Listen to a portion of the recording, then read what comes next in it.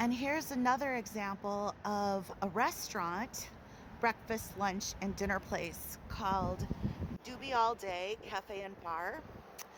This one opened up just like a few months ago, and then within 3 months to 3.5 months, they're now considered temporarily closed.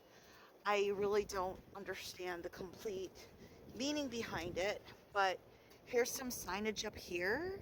It says coming in June, Oak and Honey Bakery, Bistro, Bar, etc. So I'm not really sure what's going on with the businesses in Lakeview East, but I just wanted to show this video because I think it's important for people to understand that obviously opening up a business in Chicago right now is extremely challenging. And over here is a business that was once known as Tea Ninja. They closed their doors permanently, and a new business has taken over. And the new business is called Chow Cha Tea. So Chow Cha Tea now serves food here as well. It's not just smoothies and bubble tea drinks, but Chow Cha Tea also serves chicken sandwiches, chicken. So sadly, yeah, Tea Ninja has closed its doors permanently. So this is another example of how fickle the restaurant business and coffee business can be here on Lakeview East. This particular storefront used to be home to a mini donuts place. I honestly never tried their donuts. Now I feel very sad that I didn't try it at least once before they left.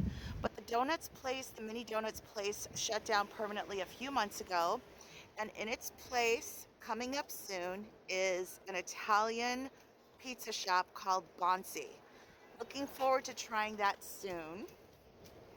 Now this one is even more heartbreaking.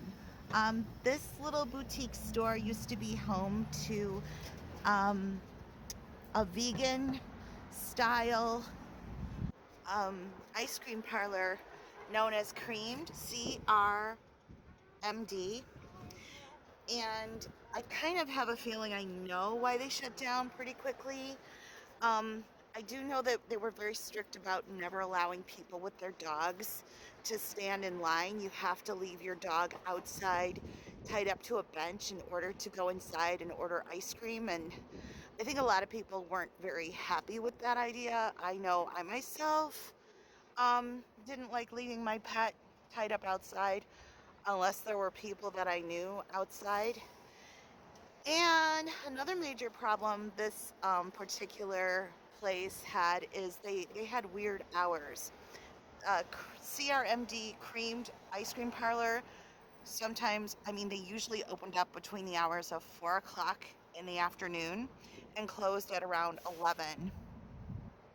Now, here's a major issue. Mariano's is just adjacent on a diagonal across the way from the former location called Creamed. And honestly, Creamed had pints for sale, pints of ice cream for sale, but honestly, the pints started at around $11-ish per pint. And if you want to save a ton of money, all you have to do is visit Mariano's. They're open usually in the morning very early until about 10 o'clock at night. And Mariano's usually has pints for sale, 2 for $8, 2 for $7. They have great prices. So it's going to be extremely challenging for any new ice cream parlor. But I actually legitimately loved this ice cream parlor. Before that, this place was called Johnson's Ice Cream, and then before that, Bobtail's Ice Cream. So it's changed hands multiple times. And here's another example. This storefront has been vacant for over a year and a half.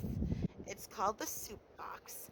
I remember the Soup Box used to have a location in the Gold Coast around Chicago Avenue and Wabash, and I loved the Soup Box so much when I was younger. I remember going in there. And look at this. This storefront is completely empty. It's been empty at least for over a year and a half, and no one's taken over the lease. Very strange. And over here, which is going to become a little village cafe soon. This used to be a fast food restaurant, but it only lasted about 5 or 6 months at the most. It opened up this past summer in 2023 and then literally closed its doors permanently. The name of the fast food restaurant was called Poppers. But before that, there was this another fast food restaurant, I think that was Greek owned, that was called Yango's. And if you look across the street over here, see this vacant building? This is even more heartbreaking. Across the street, that large building used to be a world market. I had nothing but positive memories coming here, and I'd always used to shop at World Market and find cool stuff like cute little dishes, everything, like anything that you needed for your home, glassware, delicious snacks. I always found at the World Market that used to be located here in Lakeview East. Then it became some sort of Walmart, and then Walmart permanently closed, and now I don't know, it's just sort of like sitting vacant. If you look at this building over here, I'm not really sure what this was, honestly. Who knows? Maybe it was a Gap, maybe it was an Express. Um, but yeah, this one hasn't been open for ages. And as we come up here, further down, I'm taking you to a building that formerly was an Urban Outfitters.